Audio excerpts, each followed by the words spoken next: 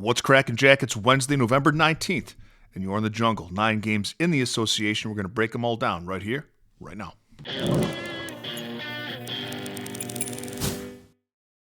Greetings, everybody. Welcome back to the show. And if you're joining us for the first time, welcome to the jungle. We're going to break down all 9 games in the association, and I'll give you my best bets, sometimes 2, for each one of those games. I'm also going to leave 2 links for you in the comments section. The first link is to my $5 favorite play of the day. And for just $5 and no further obligation, you get my best NBA bet of the day text to your phone.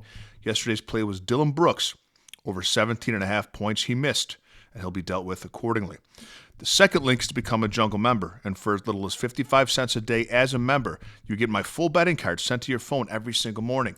You also get access to our members-only Discord and a direct line to me if you'd like me to opine on any other bet that you're considering placing. We have a free weekly trial. Take it for a test spin and see if it's for you. Yesterday's recap is brought to you by Outlier.bet, the top name in sports betting research, and by Red Lobster, now selling fireworks and karate supplies in the back room of participating locations. We were 3-2 yesterday. We hit De'Aaron Fox over 25.5 points. We hit Jalen Johnson over 20.5 points, and we hit the under live game bet in Golden State, Orlando. And that's one thing that members get from me too, is when, because I watch the games, I watch the lines all day, and if anything jumps out in game that I like, I send out a text, I send out an alert in the Discord to hop on this. We did that yesterday with the under in Orlando and Golden State, and that hit for us.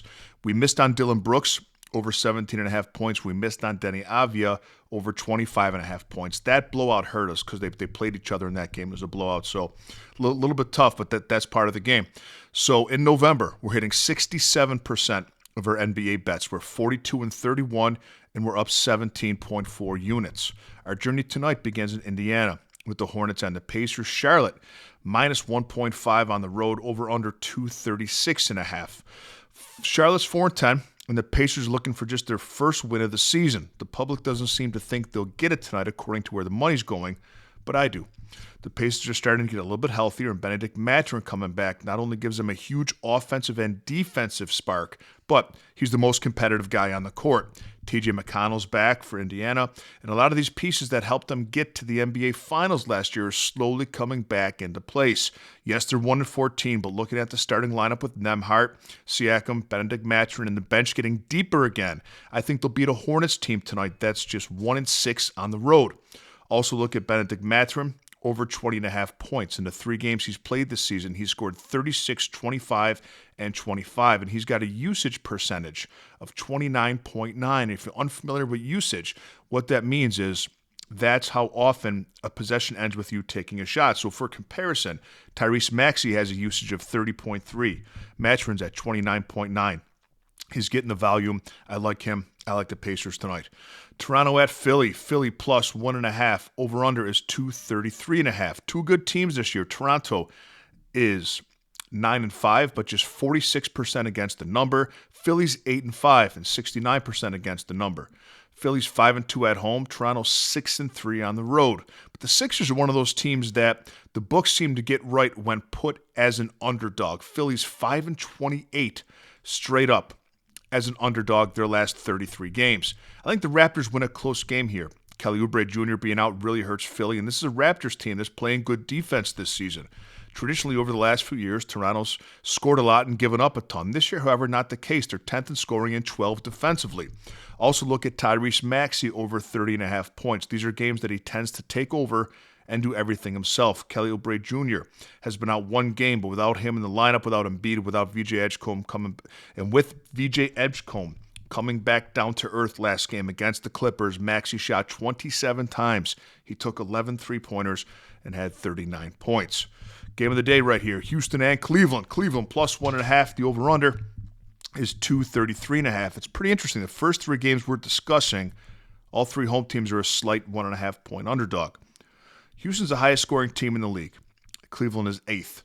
But this game is a yardstick game for both teams. It's a measuring game. One of the best in the East versus one of the best in the West. Both teams with championship aspirations. These type of games take on a playoff atmosphere. And in the NBA playoffs, what do we always see? The lines are lower and the totals drop a ton. I think this game will be played super competitively with max effort on the defensive end, both sides of the ball. And I think we go under the total of 233.5. I'm going to sit back, watch this one, and enjoy good defensive play. Golden State at Miami, Warriors plus 6.5. The over-under, 233.5. The Jimmy Butler revenge game. Golden State on a back-to-back. I think Miami covers the number here. The Heat are 7-2 against the spread.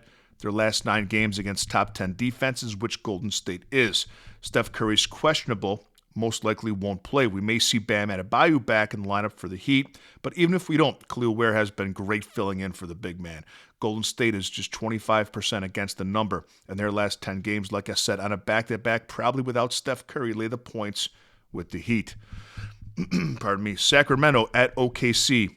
Kings plus 18.5. Over-under 232.5. OKC has a point differential of plus 15.4 a game. Sacramento has a point differential of minus 11.4 a game. You know what's going to go on here. The only thing to consider is the over points for A.J. Mitchell for OKC. He gets 30 minutes a game. He comes off the bench, and he runs the second unit even through blowouts. Mitchell has a median of 17 points a game, and he's taking 14 shots. That's the only play to consider in this one.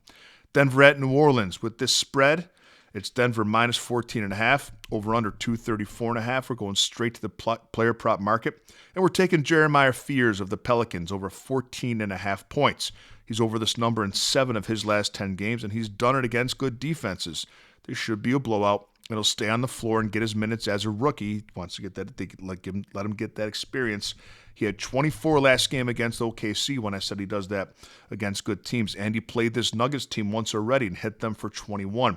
Fears is taking 15 shots a game and playing 30 minutes. Jeremiah Fears, Pelicans over 14.5 points. Washington at Minnesota, another big spread, man. Washington plus 6.5, over under 238.5.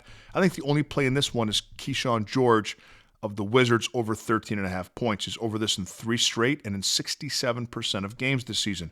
He'll get his minutes no matter what. I'd stay away from the Timberwolves player props, though, because you don't know how long they'll be on the floor, nor where their points will come from for them in a game like this. Take Keyshawn George over his point total.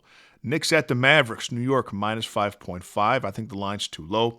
Over under 230.5. Jalen Brunson's questionable. I like the Knicks to cover the 5.5. They're top 8 in points scored, averaging over 121 a game.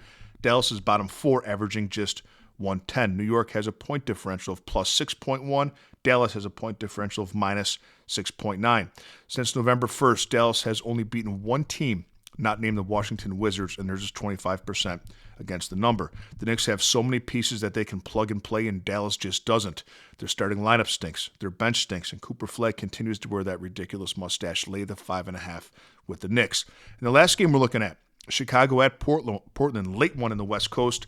Chicago minus 2.5, the over-under, a whopping 244.5.